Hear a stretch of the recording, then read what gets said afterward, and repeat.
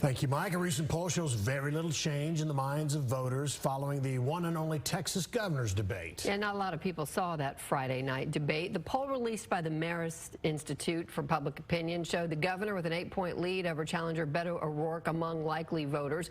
But the poll's margin of error rather large, about 5%, which statistically allows for a 2-point O'Rourke win or an 18-point Abbott blowout. The governor in Dallas today, O'Rourke in his hometown of El Paso. Fox 4's Stephen Dial in with more. Either way you slice it, Governor Abbott still has a lead, and we talked to a political scientist who said if Uvalde and the Dobbs abortion decision didn't give Beto a bump, neither did the debate. What will when early voting starts in 2 weeks? This is crunch time. Yesterday was the last day to register to vote. Time is running out for the Beto O'Rourke campaign to close the consistent lead held by Governor Greg Abbott. The post-debate poll from Marist shows nothing has changed. They have been flatlined in the governor's race for months now. That was the reaction from Governor Abbott while in Dallas Wednesday, talking about all polls looking similar for months in the race for Texas governor. The first post-debate poll by Marist showed Governor Abbott with an 8-point lead among those who say they will definitely vote on Election Day.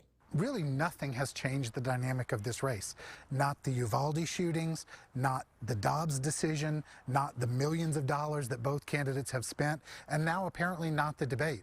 This week, the O'Rourke campaign touted outraising Abbott in the latest campaign filings. With 2 weeks until voters can begin choosing who they want to be the next governor, SMU political scientist Matthew Wilson says the dollars don't matter as much. Certainly you'd rather have more money than less, but the reality is that both of these candidates have more than enough money to get their message out. Wednesday, O'Rourke was back in his hometown of El Paso, knocking on doors. Door to door to talk about how we're going to do a better job of supporting our public school educators, how we're going to bring down our property taxes and utility bills, how we're going to make sure that every woman makes her own decisions about her own body. Wilson says the O'Rourke campaign is hoping the polls are off. What his story would be is that the polls are missing the enthusiasm among younger voters, particularly younger female voters, galvanized by the Dobbs decision. And I think Beto is hoping for and thinks he might be able to produce an exceptional turnout among that segment of the Democratic base. That's the only way that we are going to end up with a surprise on Election Day.